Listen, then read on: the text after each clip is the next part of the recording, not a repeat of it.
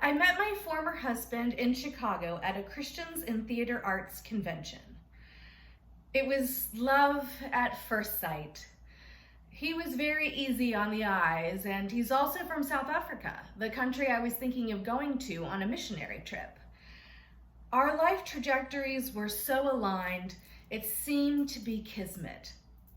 We spent 3 days together, and that was enough to stay in touch, hours on end over the phone. It was a fast courtship. We were together only 32 days on the day he proposed to me. Our romance was mainly long distance. Although I was in South Africa for over a year, most of that time was spent in training and on an outreach mission. We communicated via phone and fax. This was before cell phones existed. He proposed to me in front of a crowd at the Joshua Conference. It was the sweetest, most romantic proposal. I felt like a celebrity and so loved. We were married in the Mary Moffat Church in South Africa. Marius and I wrote our own vows. I sang him Grow Old along with me. Our marriage was a dream come true. We were the best couple we knew. We got along great and shared a great deal of interests: travel, camping, Christianity, theater, and sci-fi. We moved around a lot, a common theme in my life. First South Africa, then Maine, then Tennessee, then California. I was writing screenplays by this time. It had become a consuming passion. In the course of 2 years, I had written 7 scripts, often burning the candle at both ends. The lack of sleep was making the mania worse. The signs of bipolar disorder were all over the place, causing delusional thinking and self-centered, even narcissistic behavior. I had begun to take my writing seriously and placed it as a higher priority than my marriage. But Marius had his own share of issues too. He had been mugged while living in Maine and became terrified of going out. He was also depressed, mainly because he missed his family. I tried everything I knew how to in order to bring him out of himself, but nothing, not even marriage counseling, changed anything. So we bought a house together and started a new dream. We had the perfect life, complete with a 2-car garage and white picket fence. We planted trees, grass, and beautiful memories together. Our dream was coming true. My inspiration for filmmaking came from Wes Anderson and Owen Wilson. I became obsessed with meeting them. So I started writing postcards to them. Hundreds of postcards. Mania was in full swing. Now, during this time, my husband was very patient with me, but I was becoming self-absorbed and putting my marriage on the back burner. I felt that I had supported him in his creative and artistic pursuits, and now it was time for him to return the favor. A friend of mine was going on a trip to LA and asked if I could tag along. I wanted to see myself if this would be something that would be the next step. When I came back from that trip, my husband told me he wanted to sell the house and move back to South Africa. It was then that he broke my heart. We had just bought a house together and were building a new life together. How could this be happening? It hadn't even been a year. My husband used to call me Planet Smart because I was an intellectual who lacked common sense. Like once I drove through a flood to get to work. I did stuff like that.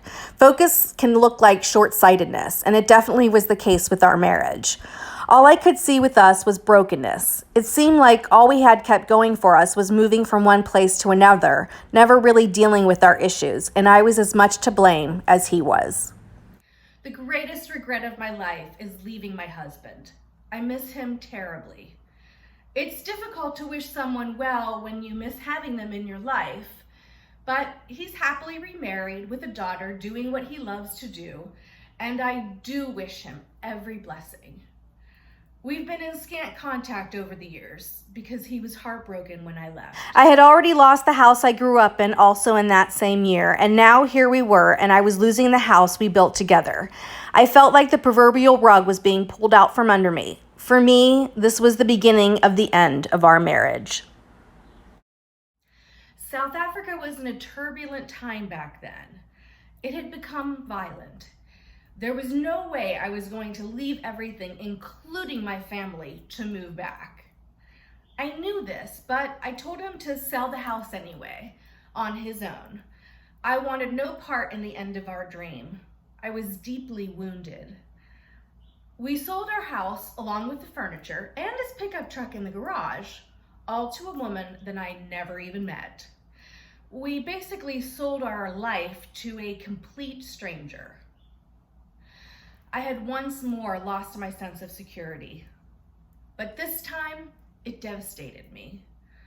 I am still, to this day, on a lifetime quest to regain that security and a long search for home.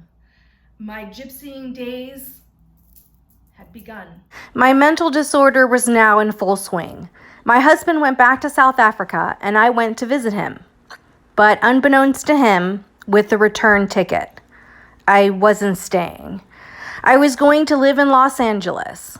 And because I felt guilty for leaving, I gave him everything, including alimony. I went deeply into debt and ended up having to file for bankruptcy. I was a broken person, but I was living my dream, and that made all the difference.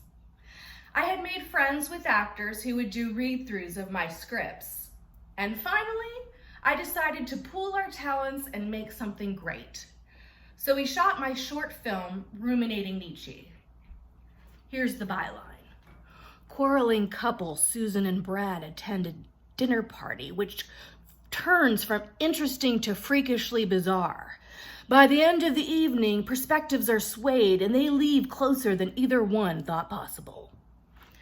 It was an Art Nouveau piece, scenes punctuated by Nietzsche quotes. Every frame had a red item in it. It was meticulously made. And although it was nominated, it didn't win any awards, but it was enough to get me hooked on making more. In 2005, I tried my hat at being a director for the second time, this time with a feature film. I had pulled together a top-notch cast and crew. We shot all the footage in a 1-week time frame. We pulled all-nighters just to get it done.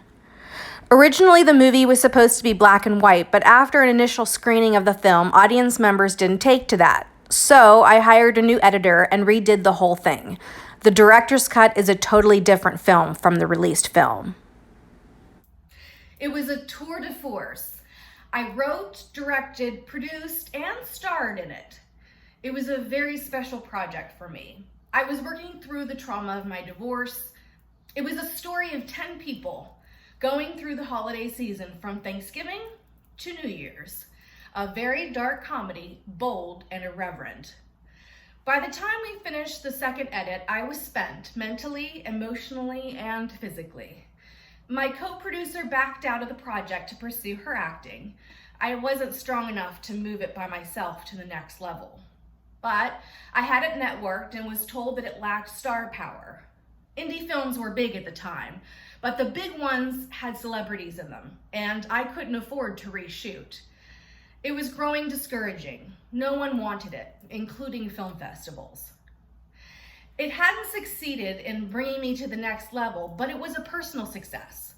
I made friends who are working in film to this day, and most of those relationships lasted as a result of our working together on Nog. We became a little family during our time together. My goal with Nog was to create an underground cult classic. Some of my friends still watch it over the holidays, which is kind of like a cult following. It was the chronicle of a dark time in my life. All my art is that way, chronicling what I'm processing at the time.